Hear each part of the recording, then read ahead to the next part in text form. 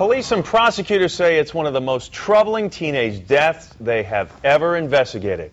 It started with a wild, drug-fueled party in one of the wealthiest areas of Chicagoland. They say it ended in a fatal overdose, a bizarre cover-up, and a web of lies. In a Fox Chicago exclusive, Mark Saxenmeyer exposes the scheme that has baffled a West suburban community for nearly 2 years.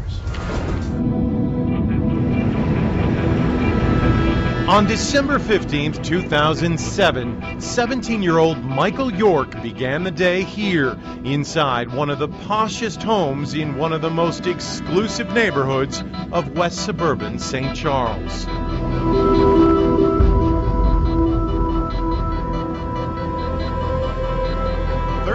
Miles away in this alley in one of the poorest neighborhoods on Chicago's far west side, Mike's day would end, his dead body dumped from a car and abandoned. How could somebody have done this?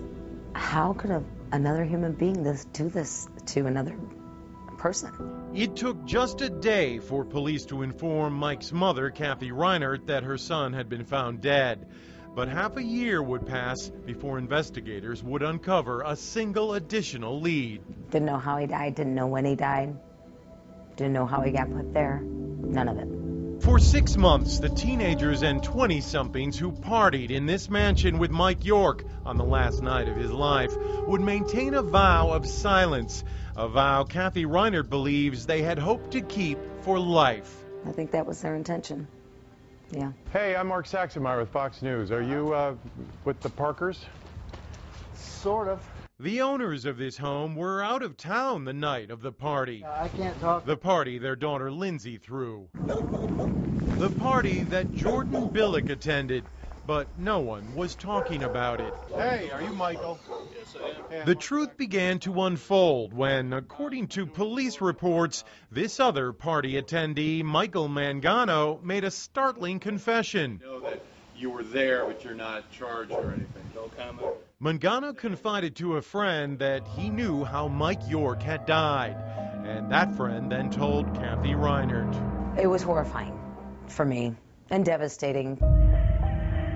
More than a year after Mike York's body was found, police charged Lindsay Parker and Jordan Billick with obstruction of justice, claiming they conspired to cover up York's death after an apparent heroin overdose. Billick told police they were all heroin users, and that York lost consciousness. Billick said partygoer Nathan Green had injected York with the drug.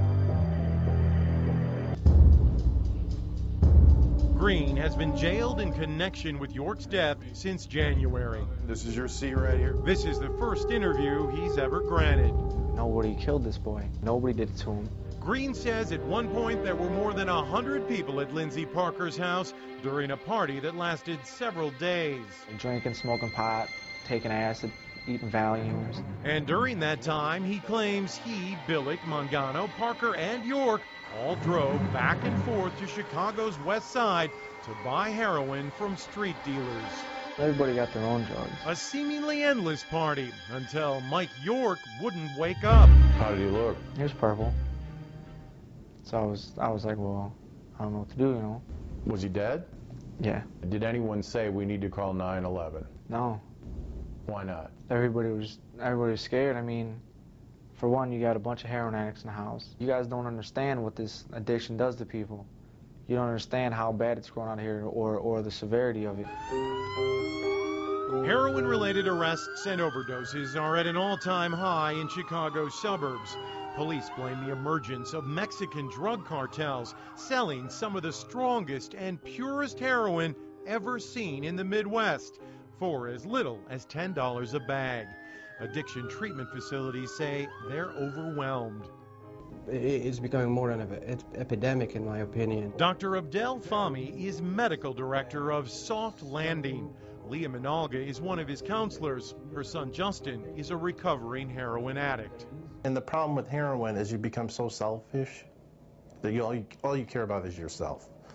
And that's sad, and that's all they did. But you've had the same thing happen to you where I was left. I was one that and they was all left. ran away. He was on life support for 8 days after that. Yeah. It was seconds from him dying. Nathan Green says immediately after the group inside this mansion realized Mike York was dead, they continued to do drugs. Everything just took place like everything was normal again. People still getting high, people still coming over to the house, sitting there eating popcorn, watching a movie. This party finally ends how many days after Michael York's death? Like 2 days. It's a story that, as it unfolds, only serves to raise more questions. Where are your morals? You know, where are they? Apparently you don't have any, but you don't have any because you're on drugs. Drugs so strong, so powerful, so all-consuming, the comfort of West suburban wealth and human decency becomes so small and insignificant. Nathan Green makes it abundantly clear with this startling final confession. You drove the body to this alley? Yeah, we did. Me and Jordan. People didn't know what to do with him, and we're just like, well, we're right here, we're gonna get heroin anyways. His kid's dead, you drop him in an alley, and then you go buy more drugs. What is wrong with you? It's the drug. I mean, it takes you, and there's no stopping.